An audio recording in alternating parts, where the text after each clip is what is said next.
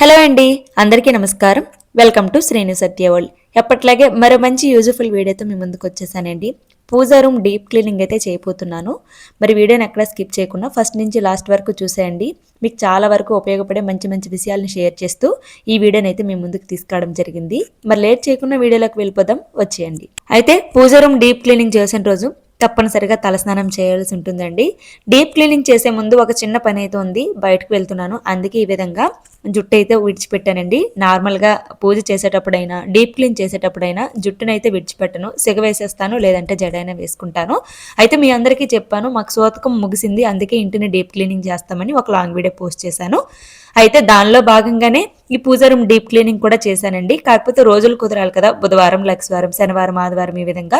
So నేనైతే బుధవారం పెట్టుకున్నాను డీప్ క్లీనింగ్. ఇంకా అప్పటి వీడియో అండి ఇప్పుడు కుదిరింది నాకు మీ ముందుకు తీసుకురావడానికి. మొత్తానికి పూజ సామాగ్రి మొత్తం అయితే మార్కెట్ కి వెళ్లి తీసుకొచ్చేసానండి. అంటే డీప్ క్లీనింగ్ అంటే మాకు సోతకం ఉంది కాబట్టి ఇంట్లో అంటే పూజ రూమ్ లో ఉన్న సామాన్లన్నీ కూడా గంగలో కలిపేశామండి. ఏమీ ఉంచలేదు, అన్ని తీసేసి గంగలో కలిపేసి డబ్బాలన్నీ కూడా నీట్ గా క్లీన్ చేసేసి ఒక పక్కన పెట్టేసుకున్నాము. సో క్లీన్ చేయాలి, పటాలకి బొట్లు పెట్టాలంటే ఇంకా అన్ని ఉండాలి కాబట్టి మార్కెట్ కి వెళ్ళి అన్ని తెచ్చేసుకున్నాము. అలాగే ఇంకా నెక్స్ట్ డే నుంచి పూజా విధానం అనేది కంటిన్యూ అవుతుంది కాబట్టి వాటికి సంబంధించిన వస్తువులన్నీ కూడా మాక్సిమం తెచ్చేసుకున్నాను. ఏవైనా మర్చిపోయి ఉంటే మాత్రం మా హస్బెండ్ కి చెప్పి అతను ఆఫీస్ నుంచి ఇంటికి వచ్చినప్పుడు తీసుకుని వచ్చేస్తారనమాట. ఇంకా ఫస్ట్ అయితే కింద ఒక క్లాత్ వేసి దానిపైన పటాలన్నీ కూడా పెట్టేశానండి. అంటే మీరందరూ ఎలా క్లీన్ చేసుకుంటారో నాకు తెలియదు, కానీ నేను పూజా రూమ్ ని క్లీన్ చేసే విధానంలో ఏదైనా ఒక తప్పు ఉంటే మాత్రము నెగిటివ్ గా తీసుకోకుండా మీ ఇంట్లో ఒక ఆడపిల్లకి, మీ చెల్లికి, అక్కకి చెప్పినట్లు నాకు తెలియచేయండి. తప్పనిసరిగా ఇంకొకసారి క్లీన్ చేసేటప్పుడు నా తప్పుని నేను సరి చేసుకుంటాను. అలాగే మీలో ఎవరికైనా కొన్ని విషయాలు తెలియకపోతే ఉంటే నా ద్వారా మీకు తెలియజేస్తాను. ఇక నుంచి అవి పాటించడానికి ట్రై చేయండి. నేను ఒకటి నమ్ముతానండి, ఎప్పుడు పుట్టుకతోని ఎవరికి ఏమీ తెలియవు. ఎవరో ఒకరి ద్వారా మనం ఏదో ఒక విషయం తెలుసుకుంటేనే మనకు అన్ని విషయాలు తెలుస్తాయి, ఒకరికి మనము చెప్పగలుగుతామండి. అలా తెలుసుకున్న విషయాలేనండి ఇవన్నీ కూడాను. అయితే నాకు పూర్తిగా తెలిస్తేనేనండి ఎవరికైనా ఏదైనా షేర్ చేస్తాను. సగం సగం తెలుసుకొని నేను ఎవరికి చెప్పను, అలా చెప్పను కూడాను. దీని విషయంలోనే అంటే 7 శనివారాల వ్రతం గురించి చాలా మంది చాలా రకాల డౌట్లు అడుగుతూనే ఉన్నారండి. కానీ వాళ్ళని నేను కొంచెం టైం అడుగుతాను, ఎందుకంటే కొంతమంది పెద్దవాళ్ళు అవనియండి, పండితుల ద్వారా అవనియండి, తెలుసుకుని వాళ్ళకి చెప్తాను. నాకు తెలిసిందైతే నేను వెంటనే రిప్లై ఇచ్చేస్తాను, తెలియకపోతే మాత్రం కొంచెం టైం తీసుకుని రిప్లై ఇస్తాను. ఈ లోపే మెసేజ్లు పెట్టేస్తూ ఉంటారు, అడిగిన వెంటనే రిప్లై ఎవరని. కొంతమంది అయితే చాలా బాగా అర్థం చేసుకుంటారండి, పెట్టిన ప్రతి కమెంట్ కి రిప్లై ఇస్తారక్క అని చెప్పేసి. సో మీరు ఎలాగా అర్థం చేసుకుంటే నాకు చాలా హ్యాపీగా అనిపిస్తుంది. ఇంకా మీరు పెట్టిన కమెంట్స్ కి నాకు రిప్లై ఇవ్వాలని ఇంట్రెస్ట్ కూడా ఉంటుందండి. ఎందుకంటే నాకు వీలుంటే నేను తప్పనిసరిగా నేను రిప్లై ఇవ్వడానికే ట్రై చేస్తాను. సో నేను లాంగ్ వీడియోస్ చాలా చేశానండి 7 శనివారాల వ్రతం గురించి, అవి పూర్తిగా చూడమని చెప్తున్నాను. అవి చూడండి. వాటిలో నేను చెప్పలేని ప్రశ్నలు ఏవైనా ఉంటే అప్పుడు కమెంట్ చేయమని చెప్తున్నాను. చాలా వరకు అవి చూడకుండానే కమెంట్ చేస్తున్నారు. మళ్ళీ నేను రిపీట్ గా వాటికే ఆన్సర్ చేయాల్సి ఉంటుంది, చేయకపోతే మాత్రం మళ్ళీ రిప్లై ఇవ్వట్లేదు అంటున్నారు. ప్లీజ్ దయచేసి అర్థం చేసుకోండి. మీకోసమే ఆ లాంగ్ వీడియోస్, షార్ట్ వీడియోస్ చేశాను. చూస్తే అన్ని క్లియర్ గా మీకు అర్థమవుతాయండి. అయితే పూజా రూమ్ డీప్ క్లీనింగ్ అయితే నార్మల్ గా మనము ఎవ్రీ మంత్ చేసుకుంటూ ఉంటాము. చాలా వరకు అడుగుతున్న ప్రశ్న ఏంటంటే, చాలా మంది పూజా రూమ్ ని చీపురుతో క్లీన్ చేయకూడదు అంటున్నారండి.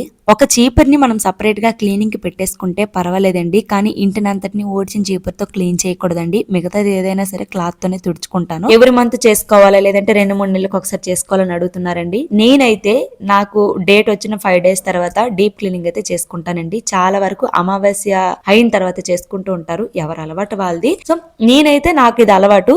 పీరియడ్స్ అయిపోయిన 5 days 6 days కి మాత్రము రోజు కుదిరితే తప్పనిసరిగా తీసుకుంటాను, రోజు కుదరకపోతే మాత్రం చేసుకోనండి. చాలా వరకు అమావాస్య తర్వాత చేసుకుంటారు, అలా అయినా సరే చేసుకోవచ్చు. అంటే ప్రస్తుత కాలంలో నాకు తెలిసినంత వరకు చాలా మంది ఇదే ప్రాబ్లమ్ ని ఫేస్ చేస్తున్నారు. ఎందుకంటే మనకి హెల్ప్ చేయడానికి ఎవరో ఉండరు, అందువల్ల ఇంట్లో మనం అన్ని కలుపుకోవాల్సి ఉంటుంది. కిచెన్ లో అయినా, బెడ్రూమ్స్ లో అయినా, హాల్లో అయినా. ఒక్క పూజా రూమ్ సపరేట్ గా ఉంటే మాత్రము వెంటనే గడిపెట్టేయండి, ఎవరితోనైనా సరే పెట్టించేయండి, ఇంకా దాని జోలికి వెళ్ళొద్దు. మిగతా ఏమైనా సరే కలుపుకుంటాము. సో ఇలా చేయవలసి ఉంటుంది మనకి. అందువల్ల మనము నెలకు ఒక్కసారి అయినా సరే ఇంటిని కానీ పూజా రూమ్ని కానీ డీప్ క్లీన్ చేయాల్సి ఉంటుంది. సో ఎవరైనా హెల్ప్ చేయడానికి ఉంటే మాత్రము, మా అమ్మ వాళ్ళు అయితే నా చిన్నప్పటి నుంచి ఏంటంటే, మా అమ్మ నాకు ఏదైనా అందించడానికి ఉండేది కాబట్టి మేము బయట రూమ్లోనే ఉండేవారం, ఇంట్లో కడుగు పెట్టేవారం కాదు. ఇంకా మా అమ్మ మాకు సపరేట్గా ఒక గిన్నె, చాప, ముంత, పడుకోవడానికి దుప్పటి అవన్నీ ఇచ్చేస్తుంది. సో అప్పుడు మాకు అక్కడ అలవాటు అయ్యింది, అమ్మ ఉంది మా కింద చేయడానికి కాబట్టి. సో ఇప్పుడు మనకు అలాగే ఎవరున్నారు చెప్పండి, మనమే చేసుకోవాలి. మనం ఇంట్లో చేయకపోతే ఏమీ అవ్వదు. సో అన్నీ అలా చేసుకోవాల్సి ఉంటుంది. కాబట్టి నేనేం చేస్తానంటే ఒక 5 డేస్ అయిపోయిన తర్వాత ఇంటిని మొత్తం ముందుగా నేను చేసిన పని ఏంటంటే పసుపు నీళ్ళతో జల్లేస్తాను. అప్పుడే నాకు మనసు ప్రశాంతంగా ఉన్నట్లు అనిపిస్తుంది, కొద్దిగా మైలు తీరిన ఫీల్ వస్తుంది. అంటే నా ఇంటెన్షన్ అయితే అదే అండి. మిగతా వాళ్ళు ఎలా ఫాలో అవుతారో నాకు తెలీదు, అలా ఫాలో అవ్వమని కూడా నేను చెప్పను. మీరు ఎప్పుడు ఎలా చేస్తారో అలా చేయండి. నేను ఎలా చేస్తున్నాను అనేది మీకు చెప్తున్నాను. ముందు ఇంటిని మొత్తం శుద్ధి చేసేస్తాను శుద్ధ జలంతో. ఆ తర్వాతనే నేను ముట్టుకున్న ఎవ్రీథింగ్ నేను వాష్ చేసుకుంటానండి. Door curtains, bed sheets, door mats, ఇంకా మాప్ పెట్టేస్తాను. ఆ తర్వాత అవన్నీ చేసేసుకుంటాను. అప్పుడు నాకు ప్రశాంతంగా ఉంటుందన్నమాట. చాలా వరకు ఏం చేస్తారంటే ఇవేవి పట్టించుకోరు, బెడ్స్ పైన పడుకుని పోతారు, ఇంకా బీరువాళ్ళు కూడా ముట్టేస్తూ ఉంటారు. అది చాలా నెగిటివిటీని ఇంట్లో స్ప్రెడ్ చేస్తుందండి. అది మనకి కొన్ని రోజులకు అర్థమవుతుంది. మనకి తెలిసినంత వరకు మనం చేయగలిగినంత వరకు అయినా సరే వీటిని ముట్టుకోకుండా ఉంటే మంచిది. 1 పూజ రూమ్, 2 బీరువా, 3 బెడ్స్ మీద పడుకోకుండా ఉంటే హెల్త్ పరంగా అయినా సరే మనకే మంచిదండి. ఎందుకంటే నెలసరి టైంలో నేల మీద పడుకుంటే చాలా మంచిది.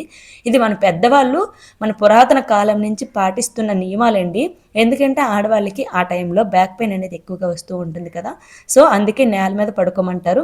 అది బ్యాక్ పెయిన్కి చాలా రిలీఫ్ని ఇస్తుందండి. ఇంకా పొత్తు కడుపులో నొప్పి తగ్గడానికి కూడా హెల్ప్ అవుతుంది.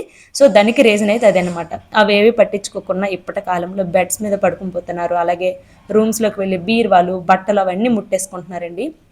సో అంటే నాకు తెలిసిన విషయాలు చెప్తున్నాను. వీలైనంత వరకు ఇవేమీ టచ్ చేయకుండా ఉంటే మంచిదండి. ఎందుకంటే మనము ముఖ్యమైన పర్వదినాలు ఉంటాయి, టెంపుల్స్కి వెళ్తూ ఉంటాము.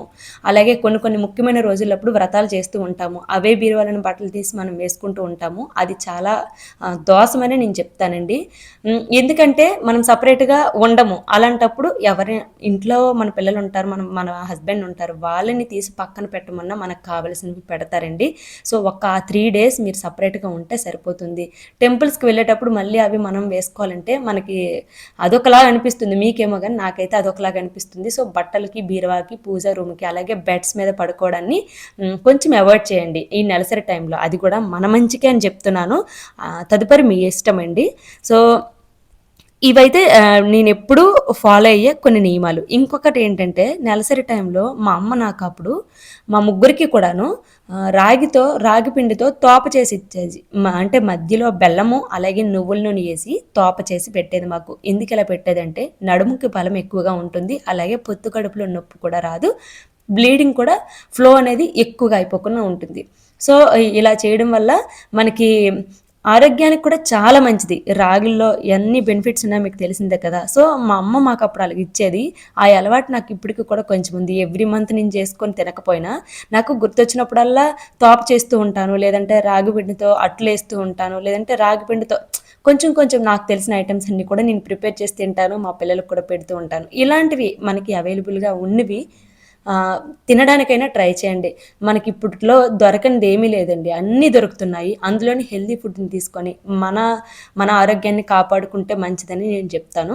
కొంతవరకు అయినా సరే, మ్యాక్సిమం అన్నీ ఎవరము పాటించలేమండి. ప్రస్తుతం ఉన్న సిచ్యువేషన్స్ బట్టి, వర్క్ని బట్టి, స్ట్రెస్ని బట్టి అన్నీ కుదరకపోవచ్చు. కొన్నైనా మనకు పాసిబిలిటీ ఉన్నైనా సరే మనం పాటిస్తే కొంతలో కొంతవరకైనా మన హెల్త్ని మనం కాపాడుకోగలుగుతాము. ఇంకొక విషయం ఏంటంటే ఈ చిన్న బెటల గురించి కూడా అడుగుతున్నారండి. ఇవి అవైలబుల్గా ఆన్లైన్లో కూడా ఉన్నాయి, అలాగే మనకి పూజ స్టోర్లో కూడా అవైలబుల్గా ఉంటాయి.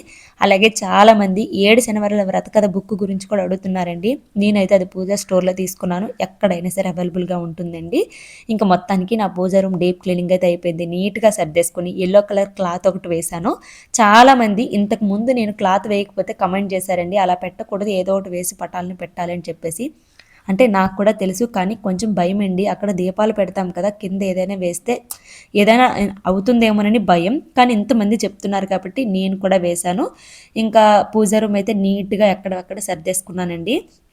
ఇంకా నేను తెచ్చిన పూజా సామాన్లన్నీ కూడా కొంచెం కొంచెం తెచ్చుకున్నానండి. అందుకే నేను అందులోని ఏమి వేయలేదు, అలాగ డబ్బాలు వేసి పెట్టేశాను. ఎక్కువ మొత్తంలో తెచ్చుకున్నప్పుడు మాత్రము నిల్వ ఉండడానికి ఏమైనా వేసుకొని స్టోర్ చేసుకుంటూ ఉంటాను. అయితే చాలామంది నేను ఈ విధంగా పూజా సామాగ్రిది ఏదైనా పెట్టినప్పుడు సింక్లో అలా వేసి తోమకూడదండి అని అంటున్నారు. ఆ సింక్ని నేను ఓన్లీ పూజా సామాగ్రిని క్లీన్ చేయడానికి మాత్రమే సపరేట్ చేసేసానండి. అందులో మేము ఇంకేమీ చెయ్యము. నాకు మాత్రం తెలియదా చెప్పండి, ఎంగిలి అలాగే మనము బ్రష్లు చేసిన దాంట్లో పూజా సామాగ్రి తోమకూడదని. నేను ఎందుకు అలా చేస్తాను చెప్పండి, మీకు చెప్పు కూడాను. నేనైతే సపరేట్గా పూజా సామాగ్రికి తోమడానికి సింక్ని పెట్టేశాను. అందుకే నేను అవి మాత్రమే క్లీన్ చేస్తానండి. దయచేసి మళ్ళీ దీని గురించి కమెంట్ అయితే చేయకండి. మీకు ఒక క్లారిటీ వచ్చిందని అనుకుంటాను.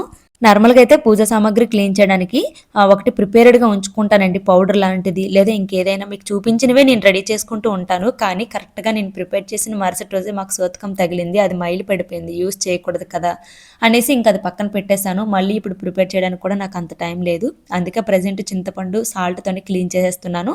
టైం చూసుకొని నేను వాటిని ప్రిపేర్ చేసుకొని ఒక డబ్బాలో పెట్టుకుంటాను. ఎందుకంటే డైలీగా క్లీన్ చేసుకోవడానికి అది మనకి చాలా హెల్ప్ అవుతుందండి.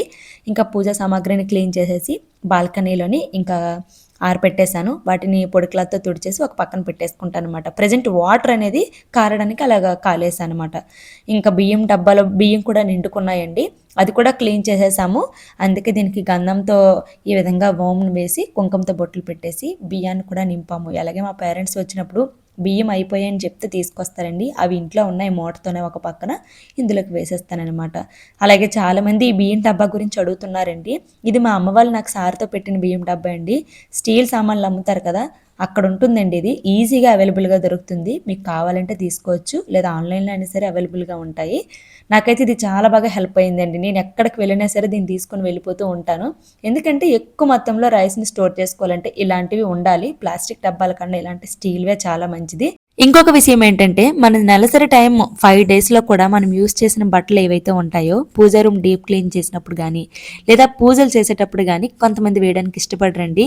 నేనైతే మ్యాక్సిమం వెయ్యను, మర్చిపోయి ఎప్పుడైనా వేస్తే వేయొచ్చేమో కానీ డీప్ క్లీనింగ్ చేసేటప్పుడు మాత్రము ఒక డ్రెస్ని సపరేట్గా పెట్టేసుకుంటాను. అంటే 1-2 ఉంటాయి, ఆ డ్రెస్సులను మాత్రం పూజా రూమ్ డీప్ క్లీనింగ్ చేసేటప్పుడే వేసుకుంటాను అనమాట. అంటే నార్మల్ డేస్లో మరి వెయ్యను. అంటే ఇది ఎంతమందికి తెలుసో తెలియదు కానీ మనం నెలసరి టైంలో యూస్ చేసిన బట్టల్ని పూజా రూమ్ డీప్ క్లీన్ చేసేటప్పుడు కానీ లేదా ముఖ్యమైన వ్రతాలకి పూజలకి కానీ యూస్ చేయకుండా ఉంటే చాలా మంచిదని నా అభిప్రాయం అండి. అయితే చాలా వరకు మన వీడియోస్ని ఫాలో అవుతూ 7 వారాల వ్రతం చేస్తున్నారండి. చాలా మంది అడుగుతున్న ప్రశ్న ఏంటంటే 5th డేకి వ్రతం చేయవచ్చు అని అడుగుతున్నారండి. మనం ప్యాడ్స్ యూస్ చేస్తున్నట్లయితే చేయకూడదండి, లేదు క్లియర్ అయిపోతుంది 5th డేకి అనుకుంటే హ్యాపీగా చేసుకోవచ్చు. మీ డౌట్ క్లియర్ అయిందని అనుకుంటున్నాను. ఇదండి నా పూజా రూమ్ డీప్ క్లీనింగ్ లాగు. ఇంకా పూజా రూమ్ క్లీన్ అయిపోయింది కదా, మనసు అయితే ప్రశాంతంగా ఉందండి. ఏదో నాకు తెలిసిన విషయాలను మీతో షేర్ చేసుకున్నాను. ఏదైనా తప్పు ఉంటే నన్ను క్షమించండి. అలాగే ఈ వీడియోని మీ ఫ్రెండ్స్ అండ్ ఫ్యామిలీకి షేర్ చేయడం అయితే అస్సలు మర్చిపోకండి.